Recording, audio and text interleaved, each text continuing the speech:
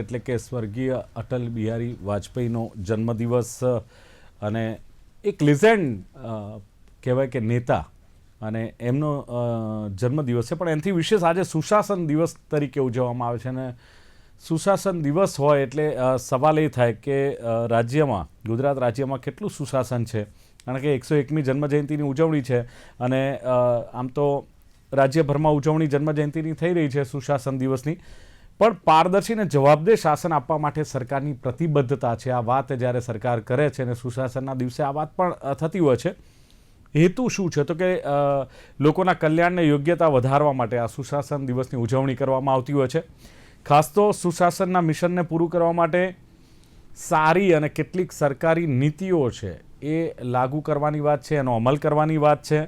અને એને જ લઈને સરકાર દાવા પણ કરે છે કે તમે જુઓ, ગુજરાત રોકાણકારો માટે પસંદગીનું રાજ્ય બન્યું છે. વાઇબ્રન્ટ ગુજરાત જેવા જે કાર્યક્રમો છે એના દ્વારા ઉદ્યોગ અને રોજગારીમાં વધારો થયો છે. સરકારી સેવાઓને ઓનલાઈન કરવામાં ગુજરાત આગળ છે. તો સામે સવાલો પણ થાય કે શિક્ષણ અને આરોગ્ય ક્ષેત્રે હજુ કેમ સુધારાઓનો અવકાશ આટલો બધો છે? બીજો સવાલ એ પણ થાય, ઉચ્ચ શિક્ષણ અને ટેકનિકલ શિક્ષણ મોંઘું થયું છે, મધ્યમ વર્ગ માટે ચિંતાનો વિષય છે. મોંઘવારી વધી રહી છે, ખેડૂતોની દશાને લઈને પણ ક્યાંક સુશાસનને લઈને સવાલો ઉઠી રહ્યા છે. અને વિકાસની વચ્ચે મધ્યમ વર્ગ માટે બહુ જ મોટો એક પડકાર છે મોંઘવારી, બેકારી. અને આ તમામ મુદ્દે આજે ચર્ચા કરવી છે. સુશાસનનો પથ અને વિકાસના પડકારો ચર્ચા કરવા માટે મારી સાથે લોકમંચમાં જોડાયા છે જાણીતા રાજકીય વિશ્લેષક પ્રશાંત ગઢવી છે. પ્રશાંતજી, સ્વાગત છે લોકમંચમાં. Good evening. સાથે જ ભારતીય જનતા પાર્ટીના નેતા નિલેશ સોલંકી છે. નિલેશજી, આપનું સ્વાગત. અને કોંગ્રેસના પ્રવક્તા બરોડાથી મારી સાથે જોડાયા છે ડોક્ટર નિકુલ પટેલ છે. નિકુલજી, આપનું પણ સ્વાગત છે લોકમંચમાં. નમસ્કાર. નિલેશભાઈ, આપણે સુશાસનની ઉજવણી કરીએ છીએ. સ્વર્ગસ્થ અટલ બિહારી વાજપેયીનો જન્મ જયંતિ છે અને એ દિવસે સુશાસન દિવસની ઉજવણી થાય છે. પણ કહેવાય છે કે સુશાસન માત્ર આંકડાઓ પૂરતું મર્યાદિત ન હોવું જોઈએ નિલેશભાઈ, એ લોકોના જીવન ધોરણમાં ક્યાંક દેખાવું જોઈએ. આટલા વર્ષોનું શાસન, લગભગ 3 દાયકાનું શાસન રાજ્યમાં વાત કરીએ અને છતાં પણ લોકોનું જીવન ધોરણ ઊંચું ના આવે અને સરકારી ભરતીઓમાં પેપર લીક થાય, યુવાઓનું ભવિષ્ય સાથે વારંવાર છેડછાડ થતું હોય, ભરતીઓમાં ગોટાળા થતા હોય, તો કેવી રીતે સુશાસન કહીએ? આવા તો ઘણા સવાલો નિલેશભાઈ ઉપસ્થિત થઈ રહ્યા છે. જી નમસ્કાર. અટલજીની આજે 101મી જન્મ જયંતિ નિમિત્તે હું એમને કોટી કોટી વંદન કરું છું અને એમની એક પંક્તિ છે એ શરૂઆત કરું કે કદમ મિલાકર ચલના હોગા, બાધાएं आती है आए, घिरे प्रलय की घोर घटाए, पांव के नीचे अंगारे, सिर पर बरसे यही ज्वालाए, निज हाथों से हंसते हंसते आग लगाकर चलना होगा, कदम मिलाकर चलना होगा. અટલજી ના એક રેકોર્ડ બ્રેક રહ્યો છે દિલીપભાઈ, કે જ્યાં સુધી એ રાજકારણમાં હતા ત્યાં સુધી એ રાજકારણમાં ક્યારેય કોઈ જગ્યાએ કોઈ એમના એક અપશબ્દ કોઈ પકડી ના શકે. ને એમની આખી કિતાબમાં એ જે રીતે કટાક્ષ કરતા હતા કે કવિતા બોલીને સંસદમાં તે જવાબ આપતા હતા.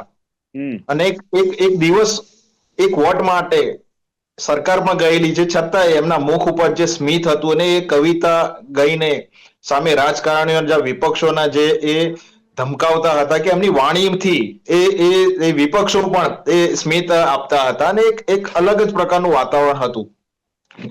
હું આપને વાત કહીશ કે જ્યારે એક યુગ પુરુષ, એક અજાત શત્રુ નો યુગ એક હતો કે અટલજીએ જે રીતે આખી એક ભારતીય જનતા પાર્ટીની નેવ રાખી કે પહેલા 13 દિવસની સરકાર હતી, પછી 13 મહિનાની બની અને એ પછી સમગ્ર 5 વર્ષની ખૂબ જ કારકિર્દી સારી રહી કે સરકાર એમાં સ્થાપિત થઈ. એમના સમયના જે કહેવાય કે લોક કલ્યાણના જે યોગ્યતા વધારવાના જે પ્રયાસો હતા, 2014 થી સુશાસન દિવસ ઉજવવાનો આ સરકારે નક્કી કર્યું અને એમાં સફળ પણ થયા છે. હું આપને કહીશ કે જે રીતે એમના જે શાસનમાં જે પોખરણની જે કહેવાય કે આ પરમાણુ શક્તિ સંપન્ન રીતે થઈ. મને લાગે છે સ્ક્રિપ્ટ અટલજીની આવી ગઈ લાગે છે આપની પાસે, કારણ કે મારો સવાલ છે સુશાસનને લઈને છે. મારો સવાલ છે એની પર જ આવતો હતો. જી જી, બોલો બોલો. મારો સવાલ છે યુવાઓના ભવિષ્યને લઈને છે, એટલે કદાચ સ્ક્રિપ્ટ બદલો, જુઓ કદાચ હોય તો, કદાચ આ હોય તો. ના, આજે અટલજીની 101મી જન્મ જયંતિ નિમિત્તે એમની જોડે એમના વિશે જેટલું પણ બોલીએ એટલું ઓછું છે. આપણા તો એપિસોડ ઓછા પડે.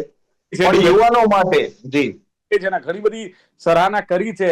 કારણ કે મને ખબર છે કે એક શિક્ષક થી લઈને કવિ થી લઈને સાંસદ થી લઈને વિદેશ મંત્રી થી લઈને પ્રધાનમંત્રી સુધી એટલે બધી ચર્ચા થઈ ગઈ છે. આપણે આ વાત કરો કે તમે 3 દાયકાથી છો સુશાસન કેવી રીતે કહો છો. મેં 2-3 વાત કરી. મારી પાસે તો ઘણી બધી વાતો છે.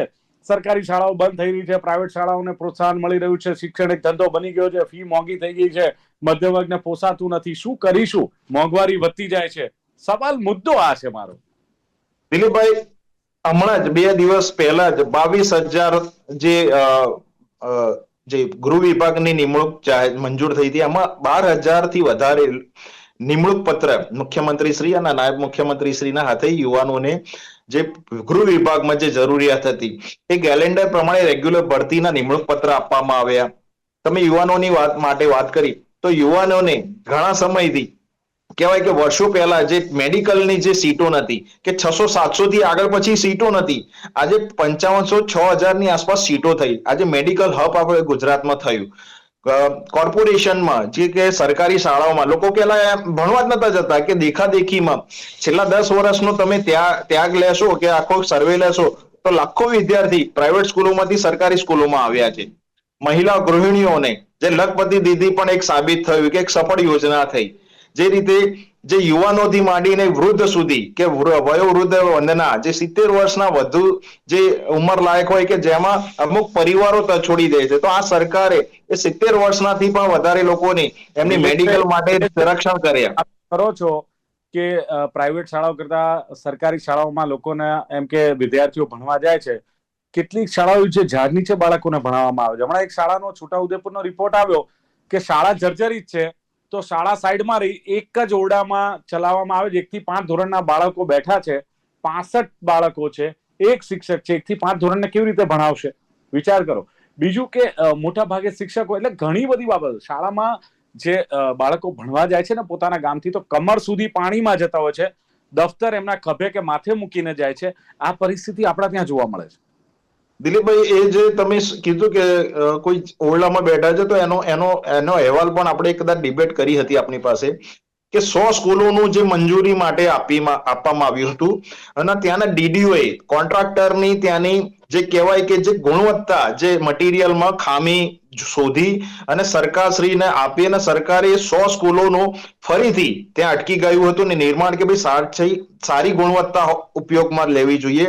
તે કોન્ટ્રાક્ટરને ત્યાં જે શિક્ષા કરવામાં આવી ને કોન્ટ્રાક્ટર ઉપર પેનલ્ટી લગાવવામાં એ ફરીથી 100 જેટલા ઓરડાઓ નવા બાંધવા માટે ટેમ્પરરી કદાચ કોઈ જગ્યાએ ઓપ્શન નહીં હોય તો ત્યાં તે ભણવા મૂક્યા હશે.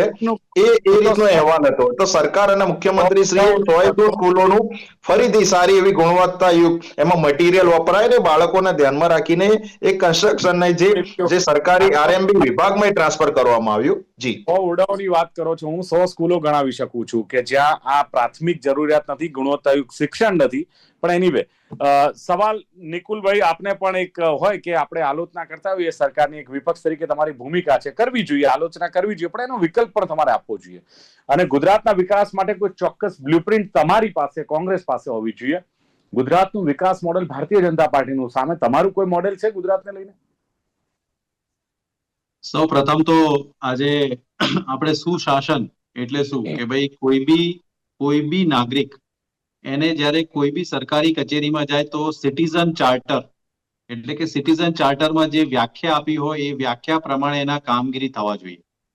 બરાબર છે. પરંતુ એ કામગીરી થાય છે કે નથી થાય એ સવાલો આપણને ઘણા બધા માધ્યમોથી લોકોની વચ્ચે જાણકારી મળે છે. અત્યારે હું એક મુદ્દો જાણકારી આપવા માંગીશ કે વડોદરાની અંદર જન્મ મરણના દાખલા માટેની જે રજૂઆત છે ગઈકાલે જ મારી પાસે આવી છે. એ જન્મ મરણના દાખલા તમને CRS પોર્ટલ ઉપર ઉપલબ્ધ નથી થઈ રહ્યા અને પહેલા કોંગ્રેસના ટાઈમમાં એક દાખલો આપવામાં આવતો હતો, એનો રેકોર્ડ હંમેશા એ વ્યક્તિ સાચવતા હતા અને આજે તમે જોઈ શકો છો કે એ પરિસ્થિતિ ઓનલાઈન કરીને જોઈ લો એવું અધિકારીઓ અને ત્યાં કર્મચારીઓ જ્યારે નાગરિકને બોલે છે તો એ શું દર્શાવે છે. એટલે એક જન્મ અને મરણના દાખલાનો મુદ્દો છે કે જે અધિકાર છે લોકોનો સરકાર પાસેથી, એમાં બી લોકો રંજાડી રહ્યા છે અને તકલીફ ભોગવી રહ્યા છે. બીજો મુદ્દો વાત કરીશ કે બાળક મોટું થાય અને શિક્ષાની વાત આવે તો કોંગ્રેસના સમયમાં ગ્રાન્ટીન એડ અને ગવર્મેન્ટ શાળાઓની અંદર જે મહેકમો હતા પૂરા હતા અને પૂરા મહેકમથી લોકો ભણતા હતા અને પૂરા પગારની નોકરીઓ કરતા હતા. પરંતુ આજે હું મારા જ વોર્ડ નંબર 2 વડોદરા મહાનગર સેવા સદનનું એક બીજો ઉદાહરણ આપીશ કે જે રંગ અવધૂત પ્રાથમિક શાળા જે નગર પ્રાથમિક શિક્ષણ સમિતિના દાયરામાં આવે છે, છેલ્લા 4 વર્ષથી જર્જરિત હાલત છે એટલે શાળાને બંધ કર્યું છે. મને બહુ દુઃખ સાથે કહેતા થાય છે કે ગ્રાન્ટના અભાવે, એવું જ્યારે બી પૂછવામાં આવે છે તો ગ્રાન્ટના અભાવે એ શાળાના સમારકામ નથી થઈ રહ્યા. અને ત્યાં જે બસ આવે છે એ બસની કેપેસિટી કરતા 3 ગણા બાળકો એ બસની અંદર 5 કિલોમીટર દૂર અભ્યાસ કરવા જાય છે. ચોમાસામાં બી એમને તકલીફો પડે છે. જેના બી રજૂઆત અમે કરીએ છીએ. 2 ટર્મ સાંસદ સભ્ય વડોદરાના એ જ વોર્ડમાં એમનું ઘર ત્યાંથી 100 મીટર બી નથી ને જો એમને ગ્રાન્ટ ફાળવવાના તકલીફ થતા હોય, ધારાસભ્ય શ્રી ભારતીય જનતા પાર્ટીના, 4 કોર્પોરેટરો ભારતીય જનતા પાર્ટીના, તો કયા સુશાસનની આપણે જ્યારે વાત કરીએ છીએ તો એની અંદર શું પ્રતિનિધિત્વની વાત કરીએ છીએ તો મને ઘણીવાર સવાલ પૂછે છે. આ બધા જ પ્રશ્નોને કોંગ્રેસ ખૂબ શું કહેવાય કે નિકુલભાઈ, આપણે શિક્ષણની વાત કરી, પણ તમારા સમયમાં શાળામાં જે તમારું શાસન હતું ત્યારે ગુજરાતમાં જે ઉદ્યોગોની ગતિ હોવી જોઈએ, વિકાસ હોવો જોઈએ, એ વિકાસ રોકાણની ગતિ ક્યાંક ધીમી હતી. અત્યારે તમે જુઓ કે આજે ગુજરાત ગ્લોબલ હબ બન્યું છે, સ્વીકારવું પડે આપણે. ઉદ્યોગકારો અહીંયા આવે છે, પોતાનો ધંધો રોજગાર સ્થાપે છે, વાઇબ્રન્ટ ગુજરાત સમિટ જેવી સમિટો યોજાય છે, એમાં કરોડોના અબજોનું રોકાણ થાય છે. નિકુલભાઈ, એ ન ભૂલવું જોઈએ. ગ્લોબલ ઇકોનોમીને ઓપન કરનાર કોંગ્રેસના શાસનમાં આપણને સૌને ખબર છે. અને માધવસિંહ સોલંકીના ટાઈમમાં જે જીડીપી હતો, આઈ થિંક ગુજરાતની અંદર સૌથી વધુ હતો.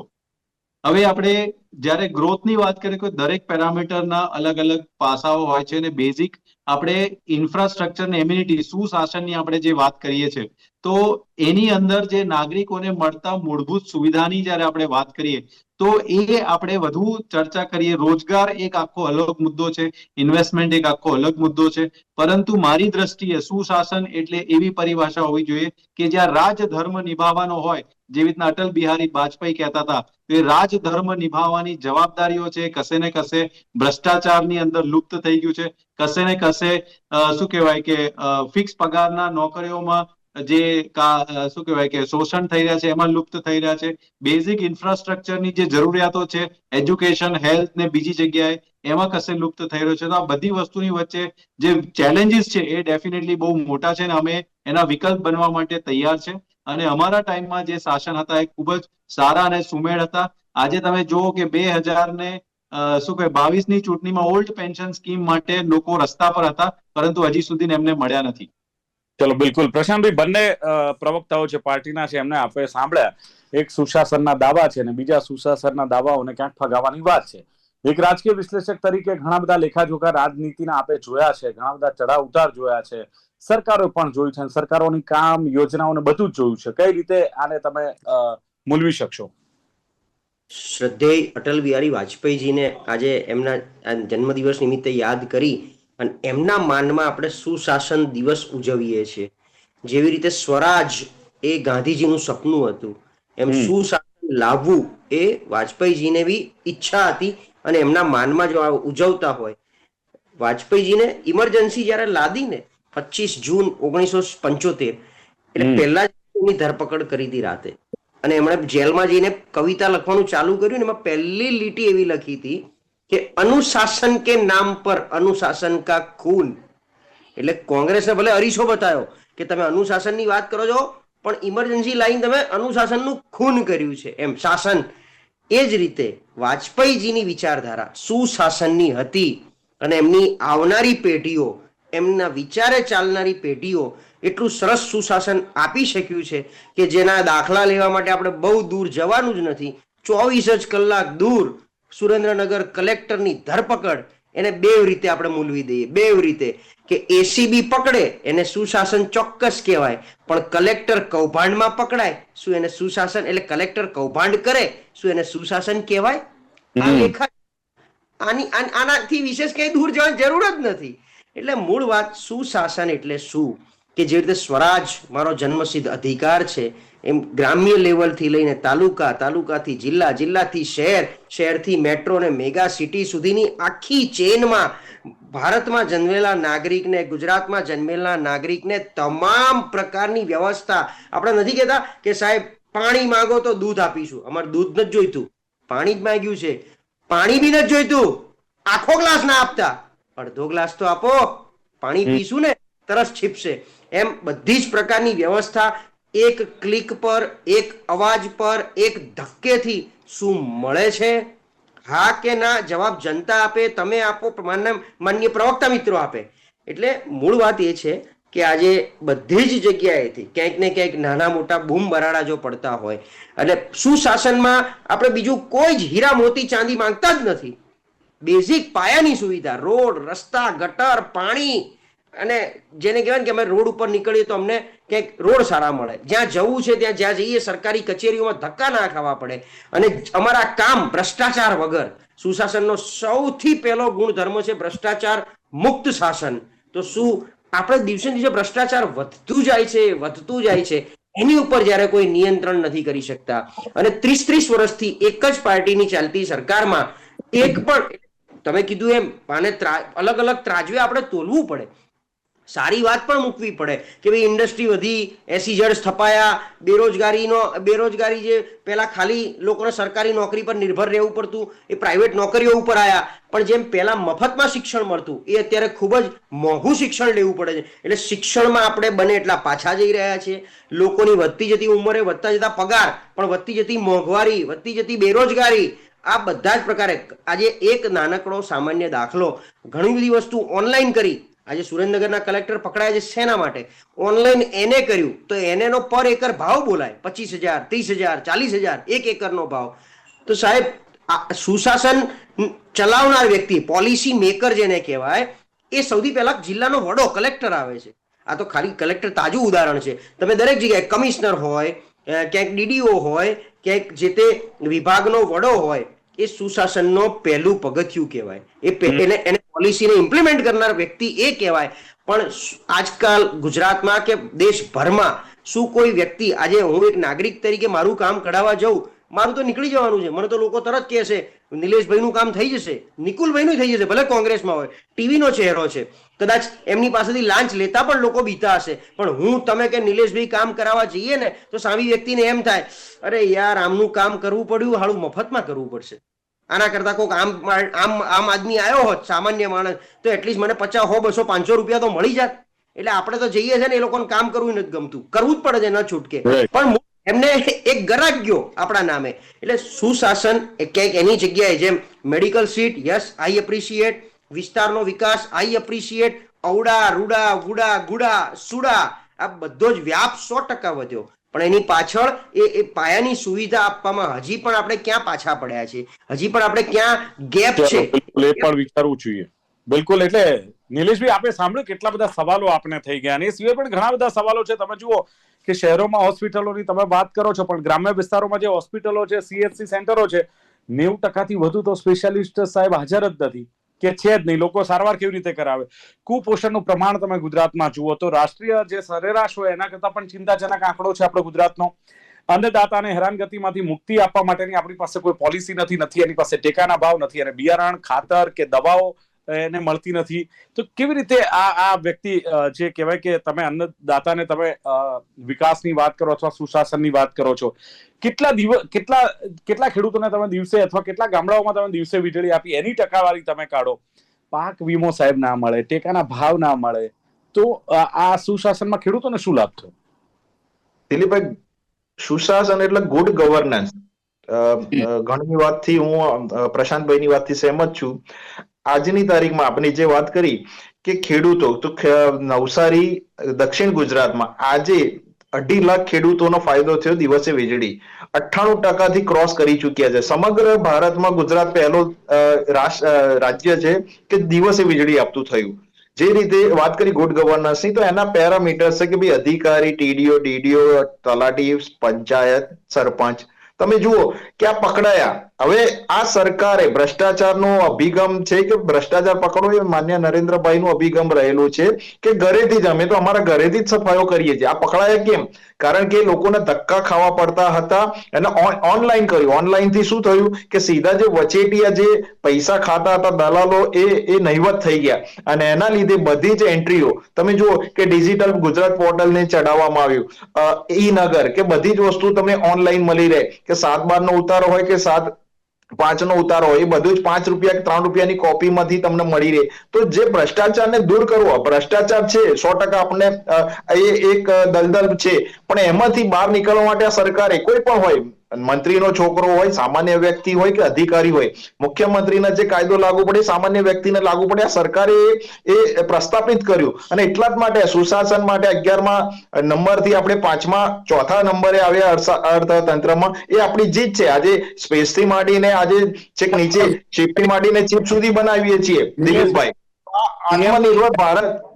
સીએમ ને ડેપ્યુટી સીએમ ને જ્યારે કોન્ફરન્સ મળે પોલીસ અધિકારીઓની ત્યારે એમ કેવું પડે તમે પ્રજાનો વિશ્વાસ જીતો, પ્રજાનો વિશ્વાસ જીતશો તો સાચી આઈબી તમારી એ છે, તમને માહિતી આપશે. દેટ મીન્સ કે એક વિશ્વાસ કાયમ નથી કરી શક્યા. હું આવું પણ નિકુલભાઈ સવાલ એ છે કે ભાજપમાં જ્યારે કોઈ તમારા કોંગ્રેસના નેતા જોડાઈ જાય છે ત્યારે શું એ તમે જોતા નથી કે તમારો કોંગ્રેસ છોડીને ભારતીય જનતા પાર્ટીમાં નેતા જોડાય છે તો એ કંઈક સારું જોઈને જોડાતા હશે ને? બીજું કે કોંગ્રેસના શાસનમાં મને ખબર છે કે મહિનાઓ સુધી હુલ્લડો થતા હતા, મહિનાઓ સુધી કર્ફ્યુ રહેતા હતા, બંધ રહેતા હતા, અનિશ્ચિતતા જોવા મળતી હતી.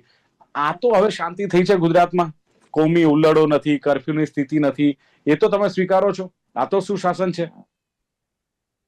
તમે જે પરિસ્થિતિની વાત કરી રહ્યા છો એ આઈ થિંક 30 વર્ષ પહેલાના જે પરિસ્થિતિ છે એમાં કશે ને કશે સુધારા જોઈ શકાય છે અને હું સ્વીકારું છું. અને એક જાતના સુશાસન છે અને સરકારના જવાબદારી બી છે કે લોકો સારી રીતે શાંતિથી રહી શકે. પરંતુ એના પછીના જે આપણે મુદ્દાઓ છે કે તમે જે કીધું કે કોંગ્રેસના આગેવાનો ભારતીય જનતા પાર્ટીમાં જઈ રહ્યા છે, તો એ એમના અંગત કારણોસર એમણે પક્ષમાંથી રાજીનામું આપી અને જે રીતના જઈ રહ્યા છે એમના અંગત કારણોસર જઈ રહ્યા હોય એવું અમને લાગે છે. એમાં અમારે કોઈ પ્રતિક્રિયા આપવાના રહેતા નથી, કારણ કે જયારે છોડીને જાય છે તો એ પોતાના પ્રતિક્રિયા આપતા હોય છે. પરંતુ એ બધાની વચ્ચે છેલ્લા 3 દાયકાથી ગુજરાતમાં ભારતીય જનતા પાર્ટીના શાસનને કોઈ વિપક્ષ તરીકે શું કહેવાય કે સામનો કરી રહ્યું હોય તો એ ભારતીય રાષ્ટ્રીય કોંગ્રેસ છે. અને દરેક સ્તરે ભલે જનમત અને સરકાર બનવા સુધીના જે પ્રયાસો છે એ અવિરત છે અને ચાલતા રહે છે. અને એના ભાગરૂપે અત્યારે જન આક્રોશ રેલી તમે જુઓ કે આખા ગુજરાતમાં ચાલી રહી છે અને કાલે વડોદરા શહેરમાં એ રેલી આવી રહી છે. ને લોકોના મૂળભૂત મુદ્દાઓ બરાબર છે કે હરણી બોટ કાંડના હોય કે ત્યાર પછી અટાપી વંડરલેન્ડના ફાઇલના મુદ્દા હોય કે ત્યાર પછી સિસોટી કૌભાંડ હોય, સ્ટેન્ડિંગ કમિટીના નિર્ણયો હોય કે સ્મશાનોને ખાનગીકરણ કરવાની બાબતો હોય, તો તમે જુઓ રોડ રસ્તા ખાડાના લીધે લોકોના અપમૃત્યુ થવાના બાબત હોય, તેવા ઘણા બધા મુદ્દાઓ છે કે જે વિપક્ષ હંમેશા સરકારને ઢંઢોળીને કરવાનો પ્રયત્ન કરે છે અને અમે કરતા રહીશું. અમને વિશ્વાસ છે કે જનતા અમારા પર વિશ્વાસ મૂકશે. આ જે બાબતો બંને પાર્ટીઓ તરફથી રજૂ થઈ, સુશાસનમાં ઘણી બધી ખામીઓ આપણે બધી બતાવીને સરકાર સામે સવાલો પણ કર્યા, પણ જનતા છેલ્લા 3 દાયકાથી ભારતીય જનતા પાર્ટીને સમર્થન કરી રહી છે. તો જનતા આ સુશાસનનું જે અત્યારે ચાલે છે એની સાથે ક્યાંક સહમત છે એવું સમજવું? શોર્ટમાં કહેજો મને. એટલે જેમ સુશાસનની કોઈ ફિક્સ્ડ વ્યાખ્યા નથી, કોઈ પ્રમાણ નથી, કોઈ બેરોમીટર નથી, એમ જનતાના વોટ આપવા માટેના ક્રાઇટેરિયાનું પણ કોઈ પરિમાણ નથી. હમણાં તમે જેમ કીધું 30 વર્ષથી દંગા નથી જોયા, તો કદાચ આ 99 ગુણ એક તરફ, એક અવગુણ એક તરફ, એમ 99 અવગુણ એક તરફ ને એક ગુણ કર્ફ્યુનો એક તરફ, એમ માનીને પણ જનતા ચૂંટે છે. અને એ સિવાય ઓવરઓલ મેં જેમ કીધું એમ કે ક્યાંક ને ક્યાંક અમુક લેવલે તો આપણે સ્વીકારવું પડે કે જે વિકાસ થયો છે સાવ વિકાસ નથી તો એવું પણ નથી. જેમ કોંગ્રેસ શાસનમાં એક પ્રકારનું પ્લેટફોર્મ, એક થાળી તૈયાર કરીને ભારતીય જનતા પાર્ટીને આપી અને એ ભારતીય જનતા પાર્ટી એની ઉપર ગાર્નિશિંગ કરવાનું કામ પણ બેખૂબી કર્યું. કે માનો કે આજે ઔદ્યોગિક વિકાસથી માંડી, ક્યાંક સીટોની વિકાસથી માંડી, વિસ્તારથી માંડી, રોડ રસ્તાથી માંડી, ઇન્ફ્રાસ્ટ્રક્ચર લેવલે, રોડ રસ્તા પાયાની સુવિધાના નહીં, ઇન્ફ્રાસ્ટ્રક્ચરની બિલ્ડિંગો ખડકીને, ક્યાંક એરપોર્ટની વાત હોય, ક્યાંક એટલે એવિએશનની વાત હોય, આ બધા ઓવરઓલ નાના મોટા મુદ્દે વિકાસ, દેખાતો વિકાસ માનો કે હોય તો જનતાને, આ જનતા છૂટે છે. હું તમે તો એકલા હાથે છૂટીને લાવતા નથી. તો એની પાછળનું જે બેરોમીટર છે એ ક્યાંક શાસન, હિન્દુત્વ, ક્યાંક ને ક્યાંક જનતા તરફીનો ઝુકાવ, જાતિ, સોરી, ધર્મ, જાતિ, જ્ઞાતિ, હિન્દુત્વ, ધર્મ, જાતિ, જ્ઞાતિ, ક્યાંક આયુષ્માન કાર્ડ, ક્યાંક 10,000 રૂપિયા સુશાસનમાં બિહારને આપવા, બીજી કોઈ રીતે લોકોને ડરાવવાનું સુશાસન કે ભાઈ અમે છીએ તો સુરક્ષિત છો, કોંગ્રેસની સરકાર આવશે તો તમારી ઉપર પેલું, હમણાં મેં એક જગ્યાએ ક્યાંક સાંભળ્યું હતું શું કે હવે હું તો ભૂલી ગયો, મને યાદ નહીં આવે, પણ મૂળ હિન્દુ મુસ્લિમ વાળી વાત હતી, ક્યાંક ને ક્યાંક ધર્માંતરણની વાત હતી. અને 30 વર્ષથી સત્તામાં છો એટલે સુશાસનની નજીક પહોંચવાનો જો પ્રયત્ન થાય હાલની સરકારનો, નજીક, તમે આપ્યું તો નથી, પૂરું પણ નથી, એવું નથી જીરો ઉપર છો માઇનસમાં છો, પણ નજીક પહોંચવાનો જો પ્રયત્ન થાય તો કદાચ આ જનતાને, બીજું જનતાને ખબર જ નથી, કારણ કે ભારતની જનતાએ ક્યારેય સુશાસન જોયું જ નથી પાછલા 70 વર્ષમાં. તો કોઈક આપી તો બતાવો. અમારે અહીંથી બોલવું છે સુશાસન કોને કહેવાય. હું દિલીપભાઈ બોલી જ નથી શકતા કે સુશાસન કોને કહેવાય, કરીને તો બતાવો કોને કહેવાય. કંઈક બતાવશો તો આવતી 25મી ડિસેમ્બર બોલતા બહુ આનંદ થશે. જોયું, પણ રામ રાજ્ય તો જોઈ રહ્યા છે, એટલું તો છે. રામજીનું મંદિર બન્યું છે, રામ રાજ્ય છે, રામના નામે બધું ચાલે તો છે, એટલે એટલું તો છે. પણ જે પ્રમાણે આક્ષેપ પ્રતિ આક્ષેપ, એટલે નિકુલભાઈએ, નિલેશભાઈએ જે પ્રમાણે કહ્યું ને કે બહુ ગૃહ વિભાગની જે નિમણૂક પત્રો આપ્યા એમની એમણે વાત કરી, અને સાથે જ જે મેડિકલ સીટો છે એમાં 5500 થી 6000 એ વાત કરી, ગુડ ગવર્નન્સની વાત કરી, 2.5 લાખ ખેડૂતોને દિવસે વીજળી મળે, આ આંકડાની વાત છે. એટલે મારો સવાલ એ જ હતો કે આંકડાકીય નહીં પણ મનુષ્યના જીવનમાં એ સુશાસન દેખાવું જોઈએ. અને નિકુલભાઈએ કહ્યું કે જન્મ મરણના દાખલા લેવા જાઓ ત્યાં તમને ખબર પડી જાય કેટલું સુશાસન છે. પોર્ટલ ઉપર ઉપલબ્ધ જ નથી એ CRS પોર્ટલ પર. ગવર્મેન્ટ શાળાના જે મહેકમ એ કોંગ્રેસના સમયમાં હતા, અત્યારના એમણે કમ્પેરિઝન કરી અને શાળાઓ જર્જરિત છે. રંગ અવધૂત શાળા જે બરોડાની એમણે વાત કરી, ગ્રાન્ટના અભાવે શાળાઓ બંધ થઈ જાય છે, અને સાથે જ ભ્રષ્ટાચાર લુપ્ત છે. એજ્યુકેશન હેલ્થમાં ઘણા બધા પડકારો છે એમણે કહ્યું એમ. અને પ્રશાંતભાઈએ કહ્યું એમ કે સ્વરાજ્ય ગાંધીજીનું સ્વપ્ન હતું, તો સુશાસન એ અટલજીની એક ઈચ્છા હતી, એક વિચારધારા હતી. છે કે કેમ એને ચર્ચામાં આપણે લઈ લીધું છે એટલે એમાં નહીં પડીએ. પણ સુરેન્દ્રનગરમાં એમણે કહ્યું કે ACBએ રેડ કરી, એનું નામ સુશાસન. બહુ સરસ દાખલો પ્રશાંત ગઢવી આપ્યો છે, એ સુશાસન દેખાય. પણ બીજું એમણે કહ્યું કલેક્ટર કૌભાંડ કરે તો એ શું, એટલે એ પણ એક સવાલ છે. એને સુશાસન કહીશું? બધી જ પ્રકારની વ્યવસ્થા એક ક્લિક પર, એક અવાજ પર, એક પ્રશ્ન પર તમને મળી જાય છે તો સુશાસન. અને બીજું કે જે પાયાની સુવિધાઓ છે, રોડ, રસ્તા, ગટર, મોંઘવારી, બેરોજગારી, શું આમાં તમને રાહત મળી છે? તો સુશાસનની વ્યાખ્યા શું? ભ્રષ્ટાચાર મુક્ત શાસન છે. અને બીજું કે બેરોજગારી અને લોકોની આવક, એને લઈને પણ સવાલો ઉઠી રહ્યા છે. ખાસ શિક્ષણ પણ મોંઘું થયું છે. ત્યારે સવાલ એ છે કે સુશાસન છે કે કેમ? પણ 3 દાયકાથી એકની એક સરકાર જ્યારે ગુજરાતની જનતા છૂટી રહી છે એટલે આપણે એમ માનીએ છીએ કે સુશાસન છે. કોંગ્રેસ જે યાત્રા કાઢી રહી છે, મને વાત કરી છે પ્રમાણે ડોક્ટર નિકુલ પટેલે કે જન આક્રોશ રેલી, એના જો પ્રશ્નો એની સમસ્યાઓ સાંભળો તમને એમ લાગશે કે આ વાત સાચી છે, તો જનતાએ વિચાર કરવાનો છે. ચર્ચાનું સમાપન કરીએ છીએ. પ્રશાંત ગઢવી, નિલેશ સોલંકી, ડોક્ટર નિકુલ પટેલ, ત્રણે જોડા ખૂબ ખૂબ આભાર. Thank you very much. તો દર્શક મિત્રો, લોકમંચ કાર્યક્રમમાં હતી આજની વાત સુશાસન દિવસની ઉજવણી અને એની સામે જે સુશાસનનો પથ અને વિકાસના પડકારોની ચર્ચા. ફરી મળીશું નવા વિષય સાથે. જોતા રહો ગુજરાત ન્યૂઝ. નમસ્કાર. Thank you so much.